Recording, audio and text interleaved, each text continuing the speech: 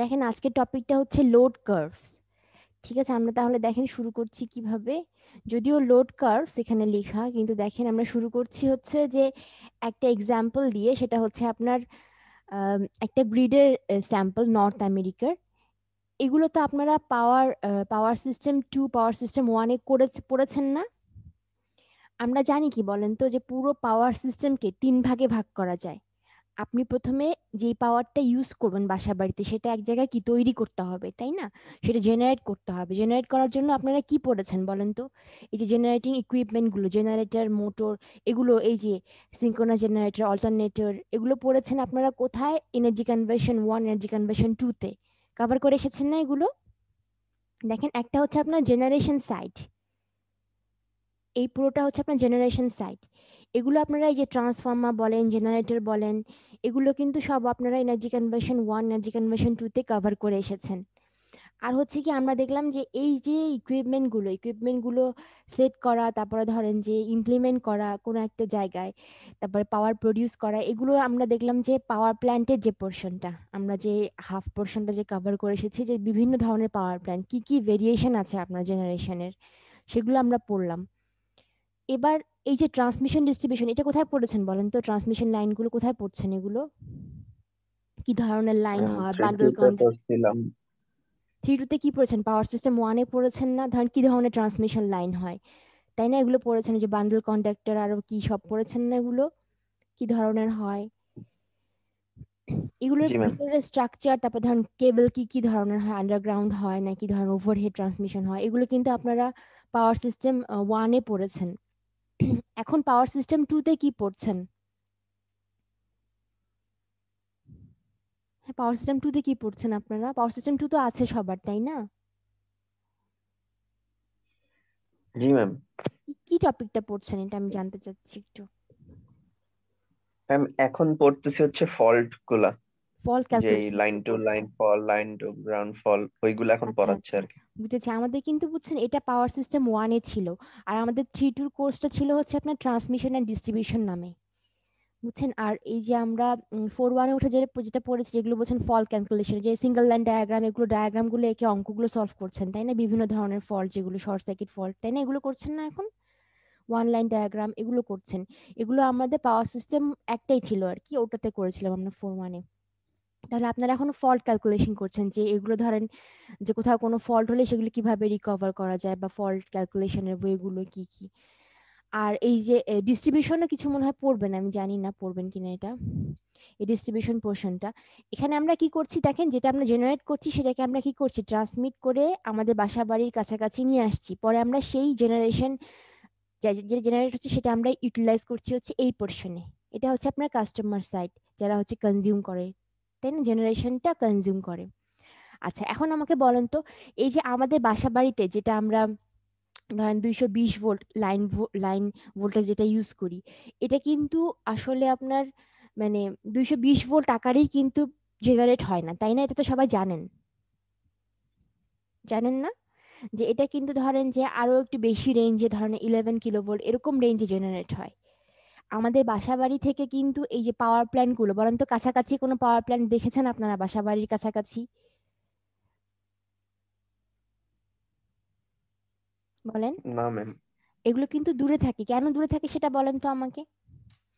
আপনার আশেপাশে কিন্তু আপনি কোনো পাওয়ার প্ল্যান্ট দেখছেন না, পাওয়ার যেখানে জেনারেট হচ্ছে সেটা কিন্তু আপনার লোকালয় থেকে দূরে থাকছে। কেন দূরে থাকছে সেটা বলেন, রিজন গুলো বলেন দেখি আমাকে, কি কি হতে পারে?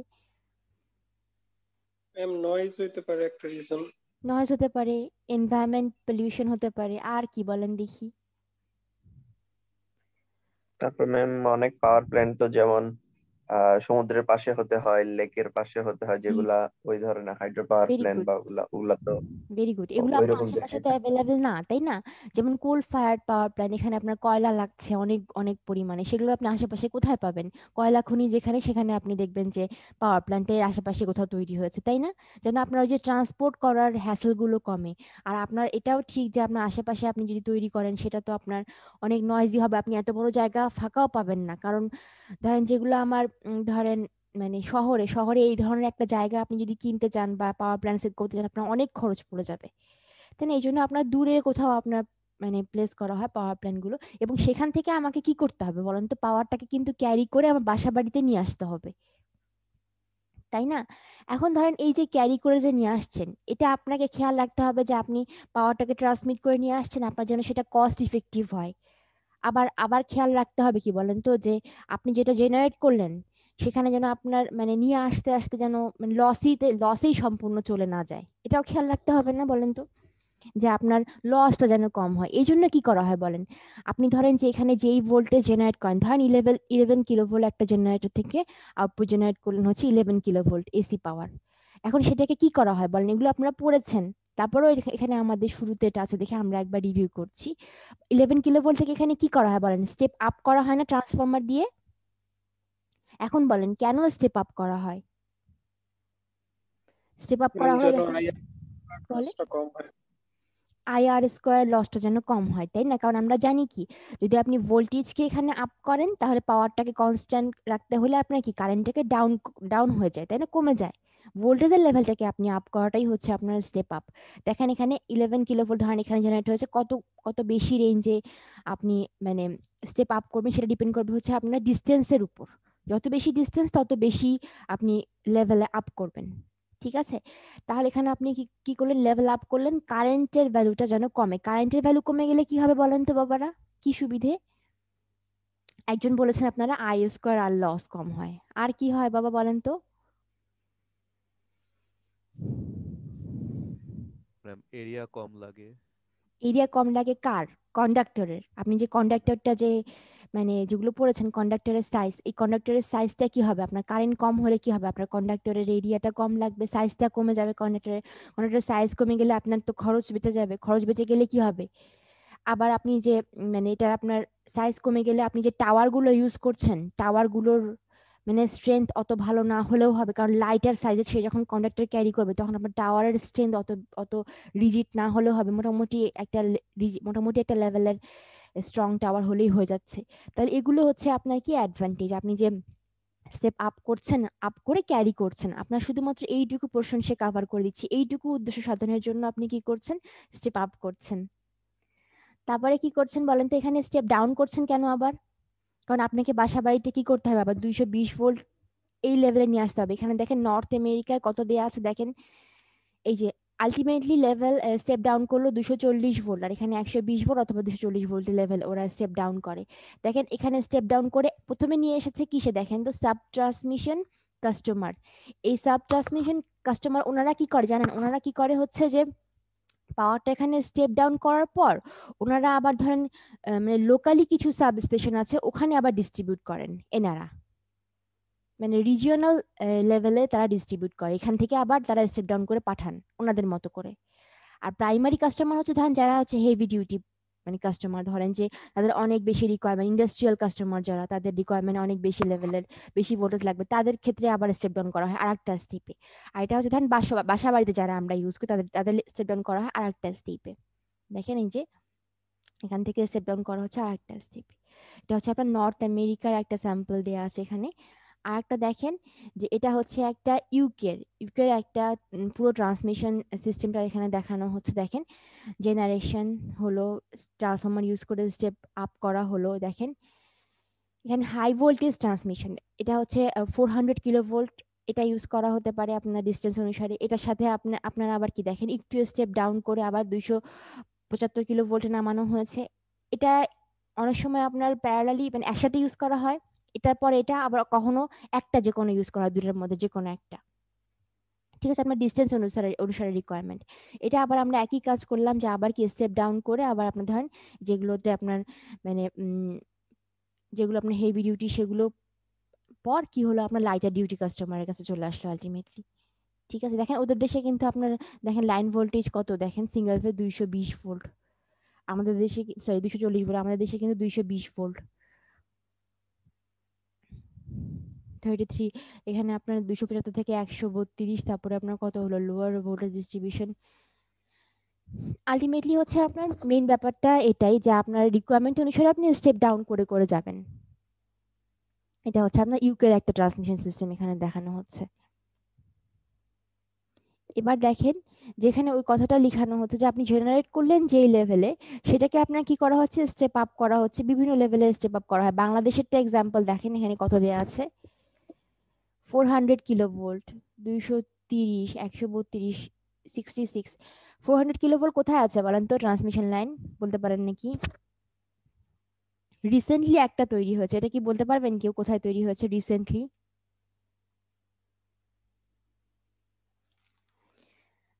কেউ বলতে পারবেন?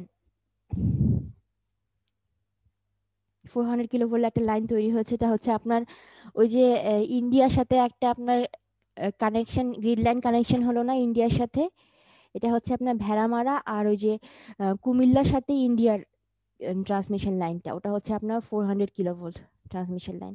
আরো কিছু আছে আপনার মেঘনাঘাটে, যেমন মেঘনাঘাটের সাথে এটাকে বলা হয় আপনার মাতর বাড়ি, ওখানে ওখানে একটা কানেকশন গ্রিড লাইন আছে।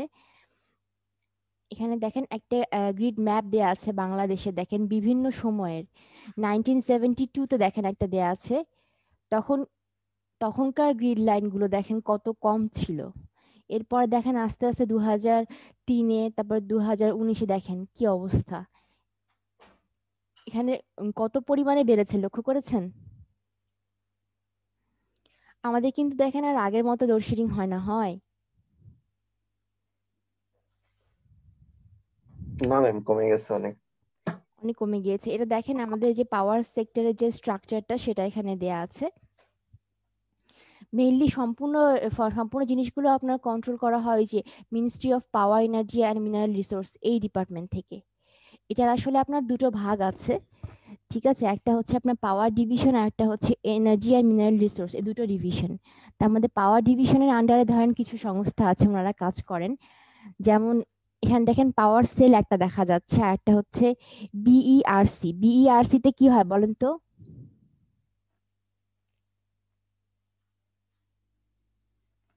বিইআরসি তে কি হয় কেউ বলতে পারবেন? এটা হচ্ছে আপনার বাংলাদেশ এনার্জি রেগুলেটরি কমিশন, ঠিক আছে? ওনারা কি করেন যে আপনার যেগুলো হচ্ছে রুলস রেগুলেশন গুলো ইমপ্লিমেন্ট করেন। যেমন ধরেন যে আপনার গ্যাস বলেন, ইলেকট্রিক বিল বলেন, এগুলো কত হবে, ওনারা সেট করেন। এটা এটা একটা ল এনফোর্সমেন্ট একটা মানে সংস্থা, ওনারা হচ্ছে আপনার এই ল গুলো মানে আপনার ইমপ্লিমেন্ট করেন। কতটুকু বিল হবে, কাস্টমারের স্যাটিসফ্যাকশন অনুসারে আপনি মানে বিলটা সেট করতে পারলেন কিনা। তারপর ধরেন এখানে জেনারেশন সাইডে দেখেন কিছু দেখা যাচ্ছে যে কিছু, এগুলো হচ্ছে কিছু অর্গানাইজেশন দেখেন, বাংলাদেশ পাওয়ার, এটা এটা কি বলেন তো? বিপিডিবিটা কি, এব্রিভিয়েশনটা কি, এটা বলতে পারেন নাকি? Bangladesh Bangladesh power distribution board. Power development board, এগুলো সব জেনারেশন সেক্টর এগুলো। এই যে এপিএসসিএল, এটা হচ্ছে আপনার Ashuganj power station company limited. NWZ, এটা হচ্ছে আপনার north west zone power generation company. এরকম সবগুলো, এনারা ওই যে উপরে যেগুলো দেখছেন এনারা সবগুলো হচ্ছে পাওয়ার জেনারেশন এজেন্সি। আবার এই যে দেখেন একটু ডিফারেন্ট কালার দেওয়া আছে না, ইম্পোর্ট, বাইরে থেকে কিছু ইম্পোর্ট হচ্ছে, যে বললাম যে ইন্ডিয়ার থেকে কিছু আমরা ইম্পোর্ট করছি এখন আপাতত আর কি। আর এটা হচ্ছে কি জানেন, এটা হচ্ছে ধরেন যে মানে স্মল ইন্ডিপেন্ডেন্ট পাওয়ার প্রডিউসার, যেগুলো মানে ধরেন যারা মানে লোকালি পাওয়ার প্রডিউস করে, ছোট ছোট কিছু কোম্পানি যারা লোকালি পাওয়ার প্রডিউস করে, এরকম কিছু সংস্থা, এগুলো এরা সব হচ্ছে আপনার পাওয়ার প্রডিউস করে। আলটিমেটলি কিন্তু সবাই যে পাওয়ারটা প্রডিউস করে না, ওটা কিন্তু কিনে নেয় কে জানেন? এই যে এনারা, বাংলাদেশ পাওয়ার ডেভেলপমেন্ট বোর্ড, ওনারা হচ্ছে সবগুলো পাওয়ার আলটিমেটলি কিনে নেন সবার কাছ থেকে। নিজেরাও পাওয়ার জেনারেট করে যেমন, আবার পাওয়ার ধরেন কিনেও নেয়। কিনে নিয়ে সেটা আপনার কি করে দেখেন, এই যে পিজিসিবি যারা, ওটা হচ্ছে Bangladesh power grid company of Bangladesh, এটা ওনারা হচ্ছে কি যে সম্পূর্ণ ট্রান্সমিশনের দায়িত্বে ওনারা আছেন। গ্রিড লাইন কোথায় বসাবেন, কোথায় বসালে আপনার সুবিধা, কিভাবে ডেভেলপমেন্ট করা যায়, এগুলো সব হচ্ছে ওনারা করেন। আর এই যে পাওয়ার সেল দেখছেন না, একটা পাওয়ার সেল হচ্ছে আপনার মেইন ব্যাপার হচ্ছে ওনাদের হচ্ছে ওনারা চিন্তা করেন, প্ল্যান করেন, ডিসিশন নেন, সেটা ইমপ্লিমেন্ট করার প্রসেস গুলো আর কি মানে ইউজ করেন যে কিভাবে ইমপ্লিমেন্ট করা যায়। সম্পূর্ণ ব্যাপারটা মানে ডিসিশন মেকিং সম্পূর্ণ হয় হচ্ছে পাওয়ার সেল থেকে।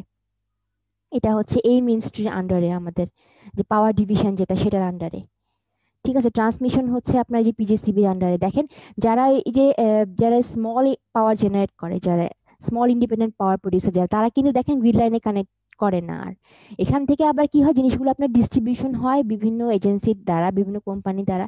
এই যে ডেসকো, ডিপিডিসি, এগুলো কিন্তু আপনার ধরেন, ডেসকোটা কি বলেন তো, বলতে পারেন নাকি ডেসকো?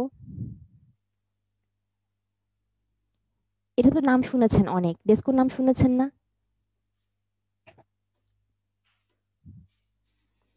এটা এটা আপনাদের বিল যখন আসে কার আন্ডারে আসে বলেন তো, ডিপিডিসি না ডেসকোর আন্ডারে? বিলের কাগজটা কখনো দেখেছেন? আল্লাহ, বিলের কাগজ আমার টিপিডিসি ছিল। ডিপিডিসি থাকে মোটামুটি ধরেন। DESCO DESCO Dhaka energy supplier corporation, এটা ঢাকা বেরিয়েছে ইলেকট্রিক সাপ্লাই কোম্পানি লিমিটেড, বুঝছেন, Dhaka company electric limited. Supply. তারপর ডিপিডিসিটা হচ্ছে ঢাকাই, ঢাকা পাওয়ার ডিস্ট্রিবিউশন কোম্পানি। আমাদের মেজরিটি সেকশনে এটা থাকে মনে হয়, আমরা সবাই এখান থেকে বিল পাই। ঠিক আছে, দাঁড়ান, একটু দাঁড়ান। দেখেন ডেসকো, ডিপিডিসি, এগুলো হচ্ছে আপনার ঢাকার, মানে ঢাকায় আপনার ডিস্ট্রিবিউশন এজেন্সিগুলো হচ্ছে এটা, এগুলো। আর এই যে ধরেন আমাদের কিছু জোন আছে না, ধরেন যেমন নর্থ বেঙ্গল, তারপরে ওয়েস্ট, এগুলো এগুলো জোনে আবার ডিফারেন্ট ডিফারেন্ট এজেন্সি হচ্ছে পাওয়ারটা ডিস্ট্রিবিউট করে। যেমন ধরেন এই যে নেসকো, নেসকোটা কি বলতে পারবেন কেউ? নেসকোটা, তারপরে এটা, নর্দার্ন ইলেকট্রিক সাপ্লায়ার। এটা হচ্ছে নর্দার্ন ইলেকট্রিক সাপ্লাই কোম্পানি, নেসকোটা। মানে আমি দেখেছি যে নর্থ বেঙ্গলে যে আমাদের যাদের বাসা, তারা তারা তাদের ওখানে আপনার বিলটা আসে হচ্ছে নেসকোর আন্ডারে। ঠিক আছে, ওনারা হচ্ছে ওই যে ডিস্ট্রিবিউশনের মানে দায়িত্বটা নেন। আর এটা কি বলতে পারবেন? এটা WZPDCO, এটা বলেন তো কি? হুম, এটা West zone power distribution company limited. আমাদের কিন্তু বুঝছেন এই যে রিজিয়ন গুলো ভেদে আপনার এই ডিস্ট্রিবিউশন কোম্পানিগুলো ডিফারেন্ট ডিফারেন্ট। এটা করা হয়েছে আপনার সুবিধের জন্য। ধরেন যে আপনি যদি বিল কালেক্ট করতে চান, বা মানে আপনার একটা সিস্টেমের মাধ্যমে সবার সবার কাছে কি হচ্ছে পাওয়ারটা ডিস্ট্রিবিউট করছেন সিকোয়েন্সিয়ালি, তাহলে আপনার সেটা হচ্ছে সুবিধে হবে। আর এই যে বললাম যারা ধরেন যে স্মল ইন্ডিপেন্ডেন্ট পাওয়ার প্রডিউসার, ওনারা সরাসরি গ্রিড লাইনে কানেক্ট না দেন, কানেক্ট করে না, না করে আপনার সরাসরি কি হচ্ছে, তার ডিস্ট্রিবিউশনে চলে যাচ্ছে। এটা কি বলেন তো? REB, অনেক নাম শুনেছেন REB, সামনে হচ্ছে বাংলাদেশ। REB কি বলেন? Rural electrification board. হ্যাঁ, very good, rural electrification board. এখান থেকে যে পল্লী বিদ্যুৎ সমিতিতে যায়, দেখেছেন? আবার এই যে ABPDP যেটা, ওনারা হচ্ছে আপনার ডিস্ট্রিবিউশনেও করেন। মেইন ব্যাপারটা হচ্ছে যে সম্পূর্ণ পাওয়ার জেনারেশন কোম্পানিকে আপনারা মানে কিনে নেয় হচ্ছে আপনার BPDB। ওনারা পাওয়ারটা কিনে নিয়ে পরে ওনাদেরকে টাকা দিয়ে দেয়, বুঝছেন? তারপরে ওনারা আবার মানে এই যে ডিস্ট্রিবিউশনেও পার্টিসিপেট করেন। ঠিক আছে, এরকম ব্যাপারটা আর কি। আর হচ্ছে আপনার সবগুলো ধরেন যে এই সংস্থাগুলোর মধ্যে যে আপনার চুক্তিগুলো হয়, যে কেমন ধরনের মানে কি রেটে আপনি পাওয়ার কিনছেন, কি রেটে হচ্ছে সেল করছেন, এগুলো সব ডিসাইড করে কে বলেন তো? এনারা। এনারা হচ্ছে কি একটা ধরেন ল এনফোর্সমেন্ট একটা মানে কমিটির মতো কাজ করে। এনার্জি রেগুলেটরি কমিটি যারা, ওনারা হচ্ছে সবগুলো মানে ল, রুলস, রেগুলেশন এগুলো সেট করেন। ঠিক আছে, এটা হচ্ছে আমাদের স্ট্রাকচারটা মেইনলি। আর এটা একটু দেখেন, এটা হচ্ছে কি যে আমাদের পাওয়ার সেক্টরের কি অবস্থা এখন। আমরা জানি যে আমাদের আগের মতো আগে আর কোনোভাবে লোডশেডিং হচ্ছে না, কিছুই হচ্ছে না। আমরা কিন্তু মোটামুটি মানে পাওয়ার সেক্টরের দিক থেকে অনেক ইমপ্রুভমেন্ট করেছি। দেখেন ইনস্টল ক্যাপাসিটি হচ্ছে কত এখন, 22,500 মেগাওয়াট। এগুলো কিন্তু দেখবেন একটু যদি মনে রাখা ট্রাই করেন, অনেকগুলো ধরেন যে কম্পিটিটিভ এক্সামে এগুলো অনেক সময় আপনার ফিলিং দ্য ব্ল্যাঙ্কস এর মতো আসে। ঠিক আছে, একটু মনে রেখেন মানে পারলে। আচ্ছা, এটা হচ্ছে কি দেখেন যে ক্যাপটিভ পাওয়ার সহ এটা মানে টোটাল ক্যাপাসিটি কত সেটা। ক্যাপ অ্যাপ্রক্সিমেটলি ইন ক্যাপটিভ পাওয়ার সহ টোটাল হচ্ছে আপনার কত, যে 22,500 মেগাওয়াট। এর মধ্যে ক্যাপটিভ পাওয়ার কত আপনার দেখেন 3,500। ক্যাপটিভ পাওয়ার মানে কি বলেন তো? যেগুলো হচ্ছে আপনার লোকালি জেনারেট হয়, মানে ধরেন লোকালি ছোট ছোট পাওয়ার প্ল্যান্টগুলো থেকে যেগুলো পাওয়ারটা পাওয়া যায়, সেটা হচ্ছে আপনার ক্যাপটিভ পাওয়ার। আর ইনস্টল ক্যাপাসিটি আমাদের টোটাল কত দেখেন, 2019-এর একটা জরিপে দেখা গিয়েছে হচ্ছে 19,195 মেগাওয়াট। এর মধ্যে ডিরেটেড ক্যাপাসিটি মানে হচ্ছে কি যে আপনার এটা মোটামুটি আপনার সবসময় এনশিওর করা যায়, এর চেয়ে কমবে না কখনো। এটা মোটামুটি সবসময় মানে রিলায়েবল একটা পাওয়ার জেনারেশনের একটা মাপ, সেটা হচ্ছে কত 18,672 মেগাওয়াট। আর সবচেয়ে হাইয়েস্ট আপনার কত হয়েছে, এই যে এত জেনারেট হয়েছে এতদিন পর্যন্ত ইলেকট্রিসিটি গ্রোথ হয়েছে আমাদের অনেক, আমরা জানি। আর হচ্ছে কি আপনার যেহেতু আপনার রিনিউয়েবল এনার্জি এখন এখানে আপনার ইনক্লুড করা হচ্ছে, তাহলে আমাদের ধরেন বাংলাদেশের টোটাল পপুলেশনের মধ্যে 94% এখন আমরা মানে ইলেকট্রিসিটি অ্যাক্সেস করতে পারি। আগে দেখবেন যে গ্রাম দেশে অনেক জায়গায় মানে বাসা বাড়িতে কারেন্ট ছিল না, ওখানেও কিন্তু এখন দেখবেন যে কারেন্ট এসেছে। 94% পিপল এখন ধরেন ইলেকট্রিসিটি অ্যাক্সেস পায়, এটা কিন্তু অনেক। আর দেখেন যে পার ক্যাপিটা জেনারেশন কত প্রতি মানুষের জন্য, দেখেন কত 477 কিলোওয়াট আওয়ার, এত পরিমাণ। আর দেখেন রিনিউয়েবল এনার্জি কত, মানে আপনার মানে গ্রোথ কত হচ্ছে 3.08%। মোটামুটি দেখা যায় যে আমাদের দেশে এখন মানে পাওয়ার সেক্টরটাতে অনেক অনেক ডেভেলপমেন্ট হয়েছে কিন্তু। তারপরে যে ধর মানে কিছু ওই রূপপুরে যেটা তৈরি হচ্ছে সেটা মানে পারমাণবিক বিদ্যুৎ কেন্দ্র, ওখানে আপনার অনেক মেগাওয়াটের পাওয়ার জেনারেট করা হবে ইনশাল্লাহ 2022 বা 23 নাগাদ ওটা শেষ হয়ে যাওয়ার কথা। তাহলে ধরেন আরো কিছু অ্যাড হবে আমাদের গ্রিডের সাথে। এটা আমরা বললাম হচ্ছে বাংলাদেশের পাওয়ার সেক্টরের একটা গ্লান্স। এখন আমাদের মেইন উদ্দেশ্য হচ্ছে কিন্তু লোড কার্ভ। লোড কার্ভ এখন কেন আসছি দেখেন, লোড কার্ভ জিনিসটা কি সেটা আগে একটু আমি দেখাই আপনাদের। লোড কার্ভ জিনিসটা কি, এই যে এটা হচ্ছে একটা লোড কার্ভ। ধরেন আপনি কোনো একটা এরকম এজেন্সিকে ধরেন রিকোয়ারমেন্ট দিলেন যে এই এই একটা সিটি বা এই একটা শহরে আপনাকে একটা পাওয়ার প্ল্যান্ট সেট আপ করতে হবে। তখন ওই কোম্পানিটা কি করবে, ওই কোম্পানিটা কি করবে, সবার আগে কিছু ইঞ্জিনিয়ার হায়ার করবেন ওনারা। ইঞ্জিনিয়ার হায়ার করবেন এবং ইঞ্জিনিয়ারদেরকে বলবেন যে আপনারা যান যে একটা সার্ভে করে আসেন যে কি অবস্থা ওই এরিয়াটার, মানে মানুষজনের ডিমান্ড কেমন। তাই করবে না বলেন তো, নাকি আগে জেনারেট শুরু করে দিবে, কি করবে বলেন ওনারা? আগে অবশ্যই যে ওনাদেরকে একটা জরিপ করতে হবে যে ধরেন আপনার এই এরিয়ার লোকজনের ডিমান্ড কেমন, ইলেকট্রিসিটি ডিমান্ড কেমন। তখন ওনারা ধরেন কি করলো 24 ঘন্টার মধ্যে একটা মানে একটা জরিপ করলো যে এখন সকাল রাত 12টা থেকে ধরেন শুরু হলো, এখানে যেমন দেওয়া আছে দেখেন রাত 12টা থেকে শুরু করে পরের দিন মানে রাত 12টা পর্যন্ত, মানে 24 ঘন্টার একটা জরিপ, যে কোন টাইমে তাদের লোডটা মানে কেমন লাগছে, তারা কেমন এনার্জি কনজিউম করছেন। এই যে ধরেন যে একটা ভেরিয়েশন টাইমের সাপেক্ষে, যে লোড কতটুকু তারা পাওয়ার ইউজ করছেন, কতটুকু লোড কনজিউম করছে, এনার্জি কনজিউম করছে, সেটার যে একটা ভেরিয়েশন, এটাকেই বলা হচ্ছে লোড কার্ভ। টাইমের সাপেক্ষে এটা হচ্ছে একটা ভেরিয়েশন থাকবে টাইমের সাপেক্ষে। দেখেন কি হচ্ছে, ধরেন রাত 12টা থেকে কেমন লোড হচ্ছে, সেখান থেকে মানে কি হচ্ছে আবার 6টায় দেখেন এখানে লোড কমে গেছে, তো মানুষজন সব ঘুমিয়ে যায়, লোড কমে যাচ্ছে, লোড কনজাম্পশন। আবার কি 6টা থেকে 12টার মধ্যে দেখেন এখানে একবার বেশি হয়ে আবার কমেছে, 12টা থেকে আবার এই যে বিকেল বেলা একটু কম, আবার দেখেন সন্ধ্যাবেলা আবার কি লোডটা বেড়ে গেল, হয়তো লাইট ফ্যান বা এসিডিসি চালানো শুরু করলো সবাই, আবার দেখেন কমে যাচ্ছে। তাহলে এটাকে বলা হচ্ছে লোড কার্ভ। তাহলে মানুষজনের ভেরিয়েশন কেমন, এনার্জি ডিমান্ড কেমন, সেটাকে আপনি কি টাইমের সাপেক্ষে যখন প্লট করবেন, এই টাইমটা আপনার বিভিন্ন রেঞ্জে হতে পারে, 24 ঘন্টায় হতে পারে, একটা একটা সপ্তাহে হতে পারে, একটা মাসে হতে পারে, একটা বছরেও হতে পারে। ঠিক আছে, এটাই হচ্ছে আপনার লোড কার্ভ। তাহলে লোড কার্ভটা কি বলেন দেখি আমাকে একজন, যে আপনি কি প্লট করবেন, তাদের পাওয়ার কনজাম্পশনটা এটা প্লট করবেন টাইমের রেসপেক্টে।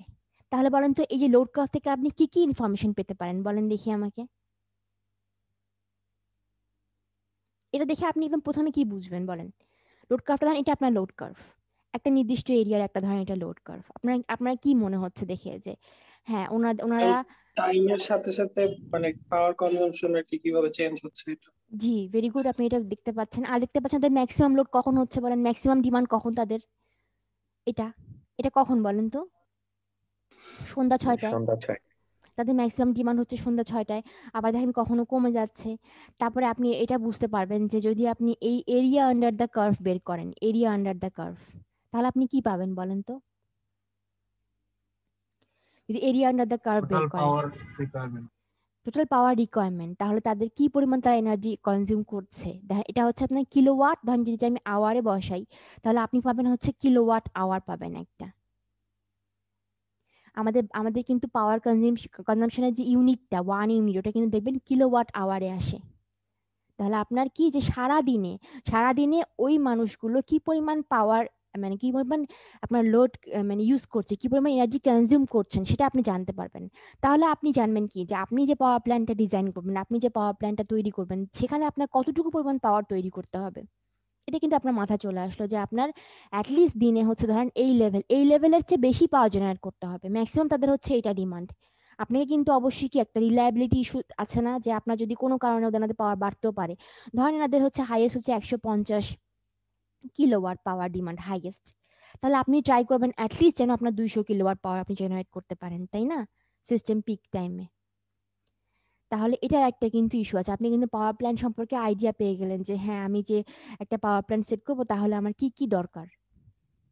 এখানে দেখেন সেই কথাটা এখানে বলা হচ্ছে যে আপনার কি কি মানে দরকার, যে আপনি একটা পাওয়ার প্ল্যান্ট যখন সেট করবেন তখন আপনার প্রথমেই সবচেয়ে দরকার হচ্ছে যে লোড কার্ভটা আগে আঁকাটা। আপনি লোড কার্ভটা সবার আগে আঁকবেন।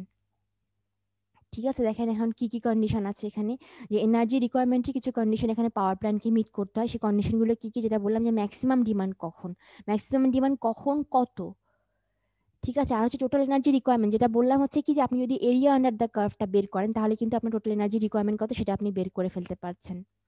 আরটা কি বলেছে, ডিস্ট্রিবিউশন অফ এনার্জি ডিমান্ড, না আপনি যে এনার্জিটা মানে তৈরি করলেন সেটাকে আবার আপনাকে ডিস্ট্রিবিউট করতে হবে। সেটা কেমন, সেটা কিভাবে করবেন, ঠিক আছে। সেটা করতে আপনার মানে আপনাকে তো একটু লাভবান হতে হবে। একটা পাওয়ার প্ল্যান্ট আপনি তৈরি করলেন, মানে সেখানে পাওয়ার জেনারেট করলেন, সেখানে পাওয়ার জেনারেট করতে যে টাকা পয়সা আপনার লাগছে তার চেয়ে আপনি অবশ্যই কি করবেন, একটু সেল করবেন একটু বেশি দামে, যেন কি আপনার কিছু পরিমাণ লাভ থাকে। আপনাকে ধরেন যে ইঞ্জিনিয়ার মেনটেন করতে হবে, পুরো প্ল্যানটাকে মেনটেন করতে হবে, অনেক কিছুর মেনটেনেন্স কস্ট আছে, তারপরে আপনার জায়গাটার কস্ট আছে, এগুলো সব কিছু যেন আপনি মানে মিট আপ করার পর আপনার কিছু পরিমাণ লাভ থাকে। এই ব্যাপারটা হচ্ছে এরকম, ঠিক আছে। আচ্ছা, এবার ধরেন এখানে বলেছে হচ্ছে কিছু ডেফিনিশন আছে। মেইন ব্যাপার হচ্ছে কি আমাকে এই যে লোড কার্ভের পর থেকে আমার কিছু এখানে আসলে প্রবলেম সলভ করতে হবে। হ্যাঁ, লোড কার্ভ থেকে আমার এরপর থেকে কিছু আমার ডেফিনিশন জেনে জেনে কিছু ফ্যাক্টর বের করব, আমরা ওই ফ্যাক্টরগুলো ইউজ করে আপনার কিছু আমরা প্রবলেম সলভ করব। ঠিক আছে, এখন দেখেন এখানে বলেছে ম্যাক্সিমাম ডিমান্ড। ম্যাক্সিমাম ডিমান্ড কি বলেন দেখি আমাকে, ম্যাক্সিমাম ডিমান্ড বলতে কি বুঝতে পারছেন? এই যে একটু আগে যে একটা কার্ভ দেখলেন ওখানে ম্যাক্সিমাম ডিমান্ড কত ছিল বলেন তো? এই যে একটু আগে যে আমি একটা এক্সাম্পল দেখালাম যেখানে বললাম যে একটা লোড কার্ভ দেখছেন, 150 কিলোওয়াট ছিল হচ্ছে আপনার ম্যাক্সিমাম ডিমান্ড। তার মানে ম্যাক্সিমাম ডিমান্ড নিয়ে কারো কোনো মাথা ব্যথা মানে কারো কোনো সমস্যা হওয়ার কথা না, এটা কারো প্রবলেম হওয়ার কথা না, যে আপনি হাইয়েস্ট যে পরিমাণ পাওয়ারটা কনজিউম করছেন, কত পাওয়ার কনজিউম করছেন সেটা হচ্ছে কি আপনার ম্যাক্সিমাম ডিমান্ড কত। ঠিক আছে, এটা হচ্ছে আপনার ম্যাক্সিমাম ডিমান্ড। আচ্ছা, এখন ধরেন আমি একটা এক্সাম্পল দিই, এই যে একটা এক্সাম্পল দিই, ধরেন ধরেন একটা বাসা আছে আপনার, একটা দুটো তিনটা বাসা আছে ধরেন আপনার, আমি তিনটা বাসা দিয়ে এক্সাম্পল দিচ্ছি। ধরেন এখন ওনাদের হচ্ছে যে একটা বাসায় আপনি ধরেন একটা বাসায় থাকেন, আপনার বাসায় কিন্তু আপনি অনেকগুলো ডিভাইস আপনি পাওয়ার সাপ্লাইয়ের সাথে কানেক্ট করে রেখেছেন, তাই কিনা বলেন তো?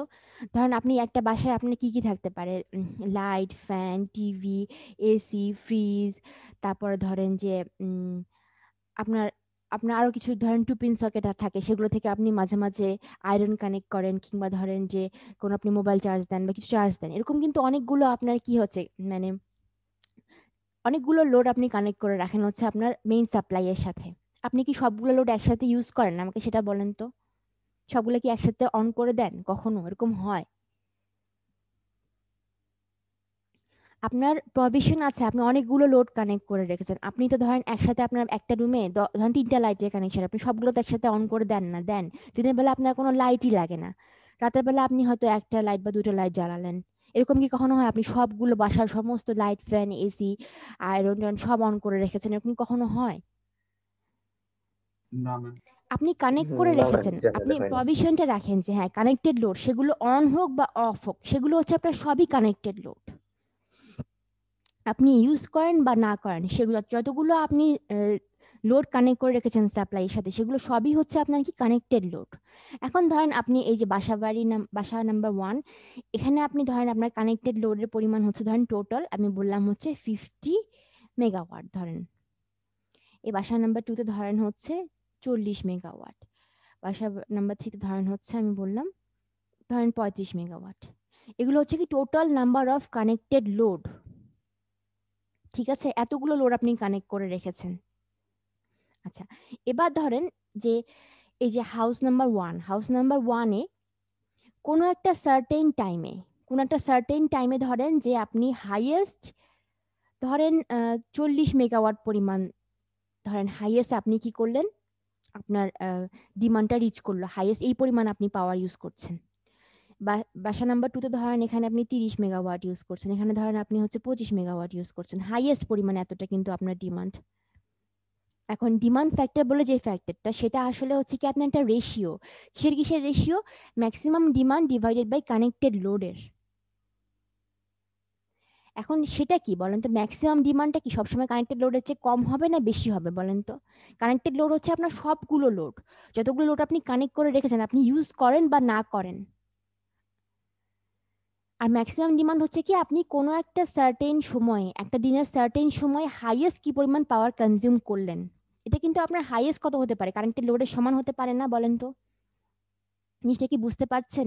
এটা হচ্ছে আপনার কি সবগুলো লোডের মানে একটা মানে সামেশন, মানে সবগুলো লোড আপনি কানেক্ট করে রেখেছেন, আপনি ইউজ করতে, তাদের রেটিং, সবগুলো লোডের ইন্ডিভিজুয়াল রেটিং এর যোগফল, এটা হচ্ছে আপনার কানেক্টেড লোড।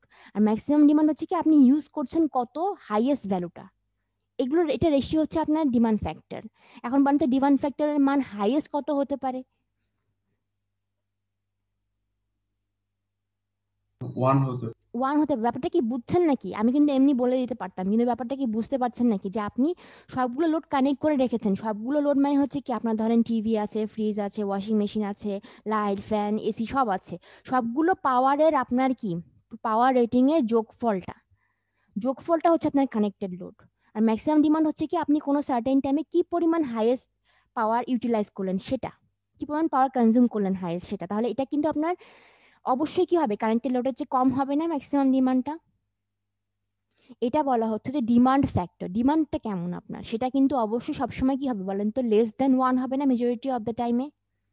এটা কি বুঝতে পারছেন নাকি আগে সেটা বলেন আমাকে। যদি আপনি সবগুলো বাসাবাড়ির সবগুলো লোডকে একসাথে কানেক্ট করে সব রান করেন, তাহলে হচ্ছে কি আপনার কানেক্টেড লোড আর ডিমান্ড ফ্যাক্টর ম্যাক্সিমাম ডিমান্ড হচ্ছে সমান হবে, দুটো তখন সমান হবে, যে আপনার কানেক্টেড লোডের সমান পরিমাণ হচ্ছে কি আপনার ডিমান্ড, ম্যাক্সিমাম ডিমান্ডটা। এটা তো আমরা সবসময় করি না, করি বলেন তো? এই জন্য ইউজুয়ালি আপনার কি হয় যে ডিমান্ড ফ্যাক্টরটা কিন্তু লেস দেন 1ই হয়। এটা কি বুঝতে পেরেছেন নাকি, ক্লিয়ার হয়েছে কি হয়নি বলেন তো আমাকে একটু, কথা বলেন বাবা। আমি তো এরপর অঙ্ক করাবো দেখে এটা আমি এতবার করে বলছি। 37 জন ছিলেন, দেখেন ম্যাম দেখি বোঝা কি গেছে। বলছেন। বুঝছি ম্যাম। আচ্ছা বাবা, ঠিক আছে। এবার আসেন হচ্ছে গ্রুপ ডাইভার্সিটি ফ্যাক্টরটা। এখন গ্রুপ ডাইভার্সিটি ফ্যাক্টরটা কি, এটা একটু দেখেন তো কি লেখা আছে এখানে হাইলাইট করা। এখানে বলা হচ্ছে sum of individual maximum demands divided by actual maximum demand of group. আচ্ছা, এবার এটা হচ্ছে কি দেখেন, আমরা এই এক্সাম্পলটাতে যাই আপনার, তাহলে গ্রুপ ডাইভার্সিটি ফ্যাক্টরটা কি বলেছে, সাম অফ ইন্ডিভিজুয়াল ম্যাক্সিমাম ডিমান্ড, তাই বলেছে না? দেখেন তো, সাম অফ ইন্ডিভিজুয়াল ম্যাক্সিমাম ডিমান্ড। এখন বলেন এখানে ম্যাক্সিমাম ডিমান্ডটা কোনটা ছিল এখানে বলেন তো, হাউস নাম্বার 1 এ ম্যাক্সিমাম ডিমান্ড কত ছিল, 50 মেগাওয়াট না 40 মেগাওয়াট? 50। ইস, 50 ছিল আপনার কানেক্টেড লোড বাবা। হ্যাঁ 40 ছিল, জোরে বলেন, শুনতে পাচ্ছি না তো। 40 মেগাওয়াট ছিল তার ম্যাক্সিমাম ডিমান্ডটা। এটা তো আপনার কি কানেক্টেড লোড, এটা কানেক্টেড লোড, এটা কানেক্টেড লোড, কি পরিমাণ লোড আপনি কানেক্ট করে, এটা হচ্ছে তাদের ম্যাক্সিমাম ডিমান্ড। এখন বলেন সাম অফ গ্রুপ ডাইভার্সিটি ফ্যাক্টর, এটা কি আমি বলছি আসলে, আগে দেখেন এই মানে মানে এই যে একটা ইকুয়েশন দেখছেন না এখানে একটা রেশিও, এই রেশিওটা কিভাবে আসছে সেটা একটু বলছি। দেখেন সাম অফ ইন্ডিভিজুয়াল ম্যাক্সিমাম ডিমান্ড, তাহলে এই হাউস হোল্ড নাম্বার 1 এর ম্যাক্সিমাম ডিমান্ড কত, 40, এর হচ্ছে 50, এর হচ্ছে 25, তাহলে আপনি সাম করবেন সবগুলো, sum of individual maximum demand divided by কি আছে বাবা দেখেন তো রেশিওতে। ম্যাম এই ডিমান্ডটা কিসের উপর ডিপেন্ড করতেছে? ডিমান্ডটা ডিপেন্ড করছে হচ্ছে আপনি কি পরিমাণ ইউজ করছেন, আপনার রিকোয়ারমেন্ট অনুসারে। এটা যেমন হতে পারে ধরেন আপনি বাসায় নেই মানে হচ্ছে আপনার এখন বাসা বাড়িতে কোনো লাইট ফ্যান জ্বলছে না, যেগুলো ধরেন রেগুলার ধরেন ফ্রিজ চলছে, এটা হচ্ছে চলছে, কিন্তু আপনি যখন বাসায় আসলেন তখন আপনার কি রিকোয়ারমেন্টটা বেড়ে গেল, আপনার ধরেন এখন এসি চালানো দরকার, আপনি এসি চালালেন, তখন কি হবে আপনার রিকোয়ারমেন্টটা বেড়ে গেল, ডিমান্ডটা বেড়ে গেল, তাহলে আপনি বেশি ওয়াট কনজিউম করছেন। ব্যাপারটা বুঝছেন? এটা হচ্ছে আপনার উপর ডিপেন্ড করছে। কথাটা কি বুঝছেন? তা আপনাদের বাসাবাড়ির সব মানুষের মিলে কি পরিমাণ আপনারা ম্যাক্সিমাম এনার্জি ইউটিলাইজ করছেন সেটা হচ্ছে আপনার ম্যাক্সিমাম ডিমান্ড। কথাটা কি বুঝছেন? এখন আপনি যদি সবগুলো বাসা বাড়ির ম্যাক্সিমাম ডিমান্ড যোগ করেন, যোগ করলে এরকম হবে না যে এই বাসার এত, এই বাসার এত, এই বাসার এত, ইন্ডিভিজুয়াল ম্যাক্সিমাম ডিমান্ডগুলো যোগ করলাম আর ডিভাইডেড বাই কি বলেন তো actual maximum demand of group. এখন এটা কত হবে বলেন দেখি? এই গ্রুপের মধ্যে ম্যাক্সিমাম কত ডিমান্ড বলেন? আপনি যদি এটা একটা শহর চিন্তা করে থাকেন তাহলে একটা পাওয়ার প্ল্যান্টকে হাইয়েস্ট কত, মানে হাইয়েস্ট ম্যাক্সিমাম ডিমান্ড কত সাপ্লাই দিতে হবে, কত কভার করতে হবে সেটা বলেন। এগুলো হচ্ছে তাদের ইন্ডিভিজুয়াল ম্যাক্সিমাম ডিমান্ড এটা। আর একটা পাওয়ার প্ল্যান্ট ধরেন, একটা পাওয়ার প্ল্যান্ট থেকে এই বাসা বাড়িগুলোতে সাপ্লাই যাচ্ছে, তাহলে পাওয়ার প্ল্যান্টের দিক থেকে আপনি চিন্তা করেন যে উনি ম্যাক্সিমাম ডিমান্ড কত দেখবে, তাদের ম্যাক্সিমাম ডিমান্ড কত আসলে 40 মেগাওয়াট না? কিছু বলেন না তো, আমি কিভাবে এই বুঝবো? তিনটা যোগ হবে না 40 30 25? উনি তো আর তিনটা যোগ করে ম্যাক্সিমাম ডিমান্ড দিবে না। এটা ধরেন একটা দিনের সার্টেন টাইমে তিনটা যোগ হবে কখন? আপনি সাম করেন যদি ইন্ডিভিজুয়াল ম্যাক্সিমাম ডিমান্ডগুলো যদি সাম করেন সেটা হচ্ছে আপনার কি যোগফল, তিনটা যোগফল। কিন্তু পাওয়ার প্ল্যান্ট থেকে সে দেখবে কি যে কখনো আপনার 25, এই যে ধরেন যে 40 30 25 মেগাওয়াট, আপনি বলেন কোনো একটা বাসায় কি এই তিনটা একই সময় হবে? কখনো ধরেন কি আপনার কোনো একটা বাসায় আপনার 40 মেগাওয়াট ধরেন হলো কি যে ম্যাক্সিমাম ডিমান্ডটা ওর লাগছে ধরেন সন্ধ্যাবেলা, কোনো একটা বাসায় ধরেন লাগছে হচ্ছে যে বিকাল 4টায়, কোনো একটা বাসায় লাগছে হচ্ছে ধরেন যে রাত আমরা 9টায়। তো মানে ওয়ার্স্ট কেস সিনারিও ধরে চিন্তা করি। হ্যাঁ, ওয়ার্স্ট কেস সিনারিও ধরে এটা বের করা হচ্ছে যে আপনি যে এটা হচ্ছে ডাইভার্সিটি ফ্যাক্টরটা কত, মানে ডাইভার্সিটি মানে কি ভ্যারাইটি, এটা ওয়ার্স্ট কেস সিনারিও ধরেই চিন্তা করা হচ্ছে। সাম অফ ইন্ডিভিজুয়াল ম্যাক্সিমাম ডিমান্ডগুলো আগে আমরা যোগ করছি, এটার উপর ডিপেন্ড করবে তো পাওয়ার প্ল্যান্টের অনেক কিছু, সেটা আমি বলছি। দেখেন বলেছে যে আপনার সবার ম্যাক্সিমাম ডিমান্ডটা যদি আপনি সাম করেন সেটার সাথে কি আপনার একটা সময়ে আপনার অ্যাকচুয়াল ম্যাক্সিমাম ডিমান্ডটা কত সেটা রেশিওটা হচ্ছে আপনার ডাইভার্সিটি ফ্যাক্টর, মানে কতটুকু ভেরিয়েশন হলো। একটা সময় ম্যাক্সিমাম ডিমান্ড হচ্ছে গ্রুপটার, এটা গ্রুপ ডাইভার্সিটি ফ্যাক্টর, মানে একটা সময়ে গ্রুপের সবার মিলে একটা ম্যাক্সিমাম ডিমান্ড হচ্ছে, আর আপনার সবার ইন্ডিভিজুয়াল ম্যাক্সিমাম ডিমান্ডের যোগফল কত সেটা দিয়ে আপনি ডাইভার্সিটি ফ্যাক্টরটা বের করছেন। এখন দেখেন আপনার যদি এই যে গ্রুপ ডাইভার্সিটি ফ্যাক্টরটা আপনি যদি বের করতে চান, বের করতে পারেন, তাহলে আপনার কি সুবিধা হবে? আপনার এই ফ্যাক্টরটা যত বেশি হবে তত বেশি কি আপনার ম্যাক্সিমাম ডিমান্ডটা কম কম চিন্তা হচ্ছে না? আপনার প্ল্যান, আপনি যখন প্ল্যানটাকে সেট করবেন প্ল্যানটাকে, তখন আপনি চিন্তা করবেন কি যে আপনাকে ধরেন সন্ধ্যা 6টায় 40 মেগাওয়াট পাওয়ার সাপ্লাই দিতে হচ্ছে, এটা হচ্ছে আপনার একটা সময়ের হাইয়েস্ট পাওয়ার আপনাকে যেটা সাপ্লাই দিতে হচ্ছে সেটা। এটাই হচ্ছে আপনার কি যে ডাইভার্সিটিটা, যে আপনার ম্যাক্সিমাম ডিমান্ডের সাথে গ্রুপটার ভেরিয়েশন কত, গ্রুপটার ডিমান্ডের ভেরিয়েশনটা কত সেটা দেখা হচ্ছে। যে এই সবগুলো তিনজনের মধ্যে আপনার ম্যাক্সিমাম ডিমান্ড কত, 40 মেগাওয়াট, এটা হচ্ছে আপনার তিনজনের মধ্যে ম্যাক্সিমাম ডিমান্ডটা। আর আপনি যদি দেখেন যে সবার সামেশনটা সেটা আপনি বের করে নিলেন, সবার ডিমান্ডের সামেশন কত, আপনার তো সবার ডিমান্ড একসাথে হবে না।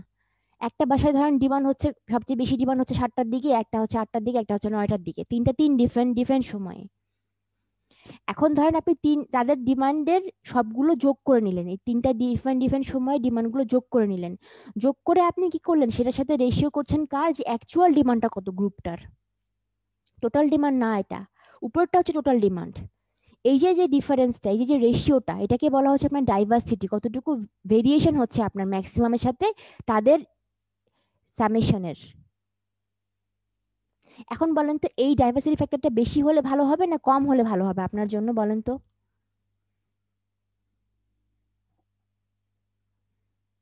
এটা কি বুঝছেন আমি কি বলার চেষ্টা করছি? যে আপনি যদি এই ডাইভার্সিটি ফ্যাক্টরটা আপনার বেশি হয়, আমাকে বলেন এই যে সাম অফ ইন্ডিভিজুয়াল ম্যাক্সিমাম ডিমান্ডটা আপনার বেশি হবে নাকি অ্যাকচুয়াল ডিমান্ড, একটা গ্রুপের অ্যাকচুয়াল ডিমান্ডটা বেশি হবে? বলেন দেখি, এখান থেকে এক্সাম্পলটা থেকে বলেন দেখি আমাকে। এটা হচ্ছে সবার সাম, সামটা বেশি হবে। আর এটা হচ্ছে কি যে গ্রুপের মধ্যে কার ম্যাক্সিমাম সেটা, সেটা কত, 40 না? এটা কিন্তু ভুল করেন না, এটা হচ্ছে কি আপনি কিন্তু রেশিও বের করছেন, ওর্স্ট কেসের জন্যই বের করছেন, যে আপনি তাদের একটা ফ্যাক্টর বের করছেন। এই ফ্যাক্টরটার কি কাজ আমি বলছি, যে ফ্যাক্টরটা কি করছেন, যে আপনার কোনো একটা সার্টেন টাইমের হাইয়েস্ট ডিমান্ডটা কত সেটা আপনি জানেন, যে আপনার সারাদিন আপনাকে হাইয়েস্ট পাওয়ার প্ল্যান্ট থেকে 40 মেগাওয়াট পাওয়ার জেনারেট করতে হচ্ছে তাদের ডিমান্ড ফুলফিল করার জন্য। এটার চেয়ে কিন্তু কম। আপনি 40 মেগাওয়াটটা এনশিওর করেন তাহলে কিন্তু আপনি অন্যগুলো অবশ্যই এনশিওর করলেনই। 40 মেগাওয়াট যদি আপনি সবসময় মানে হাইয়েস্ট পাওয়ার জেনারেট করতে পারেন তাহলে তো আপনার আর কোনো চিন্তা নেই, অন্যান্য সময় তো ওনাদের পাওয়ারটা রিকভার মানে ফুলফিল হয়েই গেল। আপনি এটা এটা দেখলেন হচ্ছে কি যে অ্যাকচুয়াল ডিমান্ড কত গ্রুপটার, ম্যাক্সিমাম ডিমান্ডটা কত গ্রুপটার সবার, আর আপনি উপরে কি করেছেন তাদের ইন্ডিভিজুয়ালের ডিমান্ডটা যোগ করেছেন, ইন্ডিভিজুয়াল ম্যাক্সিমাম ডিমান্ডটা যোগ করেছেন। তার মানে অবশ্যই ইন্ডিভিজুয়াল ডিমান্ডটা কিন্তু সবসময় বেশি হবে, কারণ এটা তো একটা সাম, সবার সাম আপনি যোগ করলেন, ডিমান্ডের সাম, তাই না? তাহলে কি আপনার সবসময় গ্রুপ ডাইভার্সিটি ফ্যাক্টরটা 1 এর চেয়ে বেশি হবে না কম হবে বলেন দেখি আমাকে? অবশ্যই 1 এর চেয়ে বেশি হবে। এখন এটা যত বেশি হবে তত বেশি আপনার জন্য ভালো, কেন বলেন তো? বলেন কেন ভালো?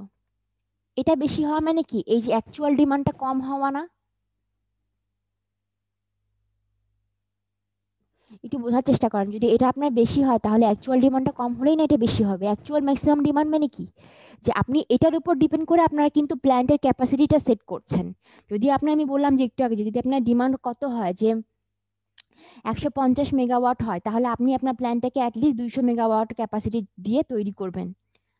তাহলে আপনার এই ডিমান্ডের ম্যাক্সিমাম ডিমান্ডের মানটা যত কম হবে আপনার প্ল্যান্টের ক্যাপাসিটি তত কমে যাবে। তাহলে কি আপনার প্ল্যান্টটাকে রান করতে আপনার কি হবে, আরো কি কম রেটিং এর জিনিসপত্র লাগবে, তাহলে কি আপনার খরচটা কমে যাবে না? প্ল্যান্টের ক্যাপাসিটি কম মানে হচ্ছে আপনার খরচ কম, আপনার ক্যাপিটাল ইনভেস্টমেন্ট কম। সাধারণত ধরেন জি ম্যাম, যেগুলো আমরা ধরেন বাসা বাড়ি ম্যাম এখানে বলেন মানে বলেন হ্যাঁ ম্যাম, আমাদের তো প্ল্যান্টের ক্যাপাসিটি আছে, সো আমি ওই ক্যাপাসিটির জন্যই তো যন্ত্রপাতি ইনস্টল করে ফেলছি। ম্যাম বেশি আসলে ভালো না, লাইক আমার যন্ত্রপাতি আছে, আমি বেশি আহ হ্যাঁ, ইয়া ওটা তো করতে আপনি একদম পারতেছি, প্রডিউস শুরুতেই করতে করছেন, পারতেছি, এগুলো আর কিন্তু আপনি কাস্টমার টাকা দিচ্ছে। হ্যাঁ এগুলো কিন্তু আপনি শুরুতেই ডিসাইড করে নিচ্ছেন। এগুলো এমন না যে আপনি আগে একটা অন্য রেটিং এর মানে ডিভাইস ইউজ করছেন পরে আপনার ম্যাক্সিমাম ডিমান্ড কমে গেল, ব্যাপারটা তো এটা না। আপনার যেটা ম্যাক্সিমাম ডিমান্ড সেটা তো সেটার উপর ডিপেন্ড করে, সেটার উপর চিন্তা ভাবনা করেই আপনি কি ডিভাইস ডিভাইস জিনিসপত্র কিনবেন, ইকুইপমেন্ট কিনবেন, প্ল্যান সেট করবেন। আপনি প্ল্যানটাকে মানে প্ল্যানটা জাস্ট কি প্ল্যানিংটা শুরু করেছেন, আপনি প্ল্যানটা সেট করবেন কিভাবে। আপনি তখন কি করলেন যে বিভিন্ন বাসা বাড়িতে সার্ভে করলেন, সার্ভে করে দেখলেন যে তাদের ইন্ডিভিজুয়াল ডিমান্ড কত, তাদের অ্যাকচুয়াল ডিমান্ড কত, অ্যাকচুয়াল ম্যাক্সিমাম ডিমান্ড কত, এগুলো সার্ভে করে আপনি বের করলেন। তারপরে এটার উপর ডিপেন্ড করে আপনি ইকুইপমেন্ট সেট করলেন, প্ল্যান্টের ক্যাপাসিটি ডিসাইড করলেন। আপনি তো এমন না যে আগে ভাগে অনেক বড় মেগাওয়াটের একটা জেনারেটর কিনে রাখলেন, পরে দেখলেন যে এতটুকু লাগছে না, তাহলে তো আপনার পুরোটাই লস। আপনি ট্রাই করবেন যে হ্যাঁ আপনি যেটা জেনারেট করবেন তার কাছাকাছি রেটিং এর যেন কি হয়, একটা মানে মেশিন হয়, ইকুইপমেন্ট গুলো তার কাছাকাছি রেটিং এর হয়, এবং এটার জন্য মনিটর করার জন্য একটা কন্ট্রোলার ইউনিট থাকে, সবসময় সে মনিটর করে যে আপনার ডিমান্ডের সাথে আপনার জেনারেশন যেন সঙ্গতিপূর্ণ হয়। ঠিক আছে, এর জন্য একটা একটা আলাদা ইউনিট থাকে, কন্ট্রোলার ইউনিট, ওনারা সবসময় মনিটর করতে থাকে একটা ব্যাপারটা। এখন আমি যেটা বলতে চাচ্ছিলাম সেটা হচ্ছে কি যে একটা ধর আপনি বাসা বাড়িতে যেগুলো মানে ইউজ করেন জিনিসপত্র, সেগুলো বাসা একটা house hold consumer, residential consumer, তাদের যে আপনার হচ্ছে ডিমান্ড তার তুলনায় একটা ইন্ডাস্ট্রিয়াল কনজিউমারের ডিমান্ড বেশি হবে না কম হবে বলেন দেখি আমাকে? বেশি হবে। অবশ্যই বেশি হবে। তাহলে কি হবে আপনার এই যে এই জিনিসটা আপনার ধরেন একটা রেসিডেন্সিয়াল কনজিউমার তাদের গ্রুপ ডাইভার্সিটি ফ্যাক্টরটা বেশি হবে নাকি ইন্ডাস্ট্রিয়াল কনজিউমারের জন্য ডাইভার্সিটি ফ্যাক্টরটা বেশি হবে বলেন দেখি আমাকে? যারা ইন্ডাস্ট্রিয়াল কনজিউমার তাদের ডাইভার্সিটি ফ্যাক্টরটা বেশি হবে না রেসিডেন্সিয়াল কনজিউমারের ডাইভার্সিটি ফ্যাক্টর বেশি হবে, আমাকে সেটা বলেন। রেসিডেন্সিয়াল। কার ডিমান্ড বেশি সেটা বলেন, ইন্ডাস্ট্রিয়াল কনজিউমারের ডিমান্ড বেশি না ডিমান্ড রেসিডেন্সিয়াল? বেশি ইন্ডাস্ট্রিয়াল। ইন্ডাস্ট্রিয়ালের ডিমান্ড যদি বেশি হয় তাহলে আপনার কি হবে, গ্রুপ ডাইভার্সিটি ফ্যাক্টরটা কম হবে না? আর হচ্ছে আপনার রেসিডেন্সিয়াল কনজিউমার যদি আপনার এই ডিমান্ডটা কম হয় তাহলে অবশ্যই ডাইভার্সিটি ফ্যাক্টরটা বেশি হবে। এই জন্য দেখেন কি আপনার এখানে একটা এক্সাম্পল দেওয়া আছে যে রেসিডেন্সিয়াল কনজিউমারের ডাইভার্সিটি ফ্যাক্টরটা কত দেখেন অলমোস্ট 5, আর ইন্ডাস্ট্রিয়াল কনজিউমারের কত 1.3 কাছাকাছি কম। কতটা ডিমান্ডটা বেশি হলে ডাইভার্সিটি ফ্যাক্টরটা বেশি। এটা আসলে কি দেখা হচ্ছে বলেন তো, যে আপনার ম্যাক্সিমাম ডিমান্ডের সাথে আপনাদের আপনাদের সবার সবার কনজিউমারের কি মানে ডিমান্ডের ডিফারেন্সটা কেমন, ম্যাক্সিমাম থেকে আপনি কতটুকু ডেভিয়েট করছেন সবার সামটা, এটা হচ্ছে ডাইভার্সিটি ফ্যাক্টরটা, গ্রুপ ডাইভার্সিটি ফ্যাক্টরটা। কয়টা বাজে? ও আচ্ছা, তারপরে আমার আর কিছু ডেফিনেশন আছে, তারপরে আমি অঙ্কে যাব ইনশাল্লাহ। ঠিক আছে, আজকে থাক, 1 মিনিট আছে তো 1 মিনিট আমি আর কিছু পড়াতে পারবো না।